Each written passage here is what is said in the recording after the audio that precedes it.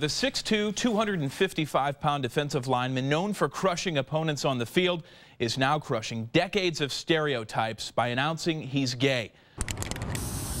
By surveying contractors, we determined the job Ginny got should have cost $2,000, not $4,000. Yeah. Tough game against Auburn next Saturday. Take him down. We're going to show who the real Tiger is. Kevin, my name is Mike Colombo here from Channel 4. I want to let you know we're recording.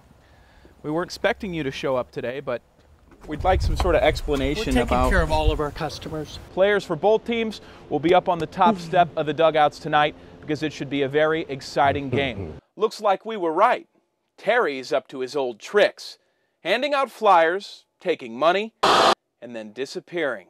If you're a basketball fan, forget Christmas. This is the most wonderful time of the year. You see the plywood up where windows once were. Those were broken out by looters who stormed this store with reckless abandon. Like a close, controversial play at the plate, one side says this ground is safe. The other side says it's not. One thing we know for sure, the youth baseball tournament scheduled here this weekend is out.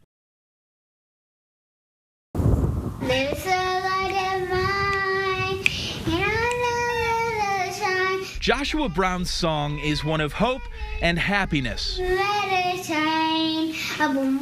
A little guy thankful for the little things, like his favorite toys and his favorite team.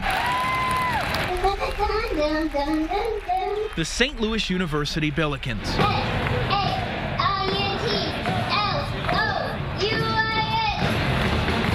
Appreciating Joshua's joy comes with knowing his journey. He's battled brain cancer since he was 2 months old. He didn't walk until he was 4 years old. He didn't eat solid foods till he was probably almost 5. Now 9 years old, that familiar foe returned for a rematch. In December of 2012 was when we found out that there were new spots growing. But this time around, Joshua fought cancer with a medical team and a basketball team.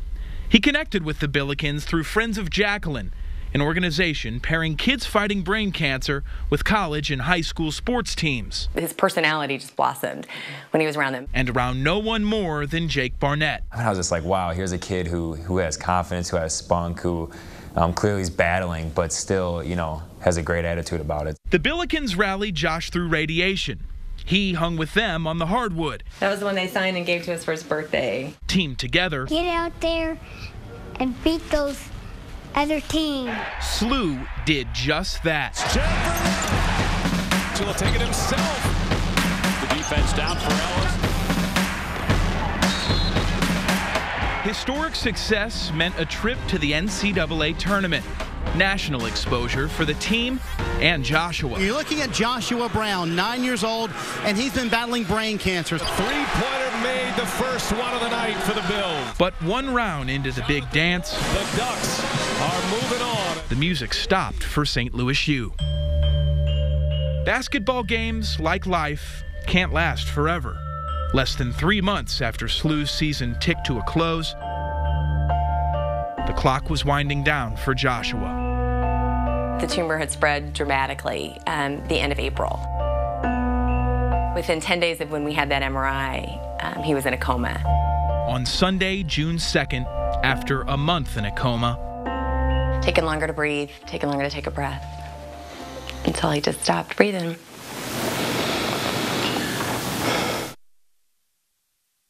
Really, the last thing that I remember was when he was kind of, going into the coma. He said lots of praise, and we've always kind of wondered about that. It's like, well, where did that come from? I think in those moments, everything kind of slows down, and you start remembering, oh man, like this is for real. Like, he's not here anymore. I won't go to his house and see him, tomorrow. Jake spoke at Joshua's funeral. Here was a kid who struggled, who had a lot of problems, but yet in hindsight had a hope and a motivation that was not of this earth. Through wins and devastating losses, teammates pick each other up. The Billikens carry Joshua to his final resting place. We have all the confidence in the world that he is in heaven, that he is healed.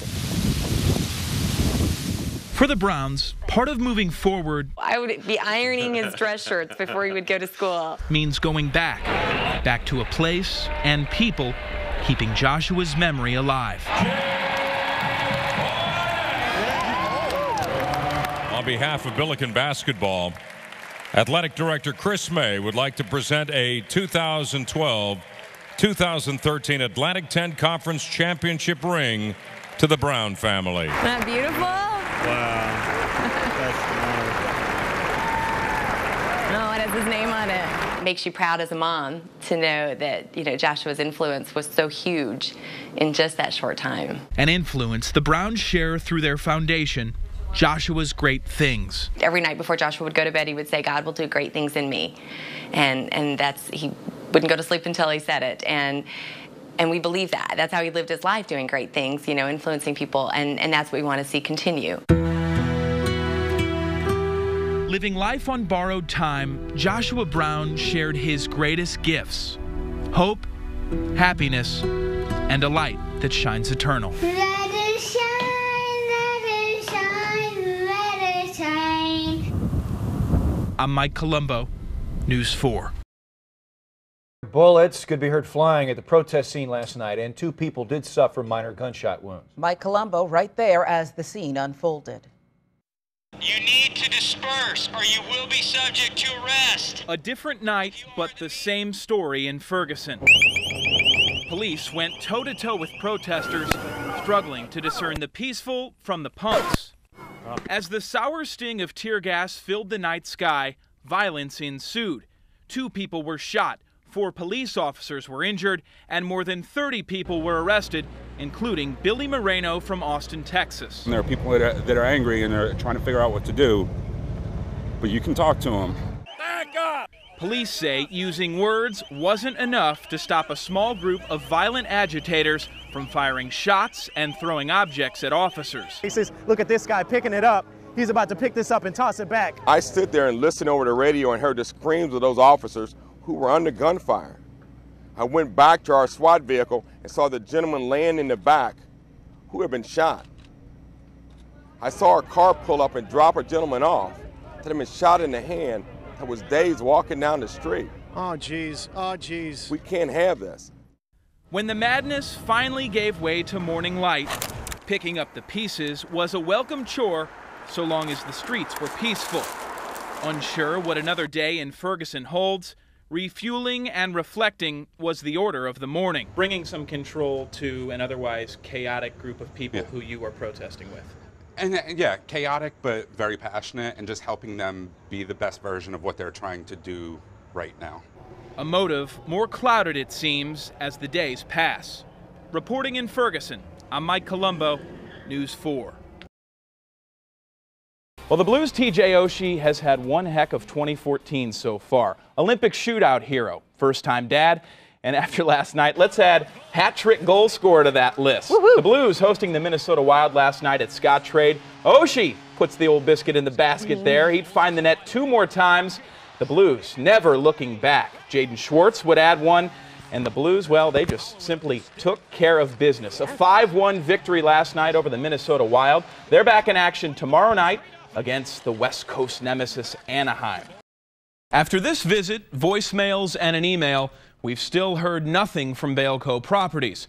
State officials tell us under federal and state laws, Bailco should have at least allowed the women to install a ramp at their own expense. Mary Holcomb now tells us she's considering filing a complaint under the Illinois Human Rights and Fair Housing Acts. We'll let you know what happens.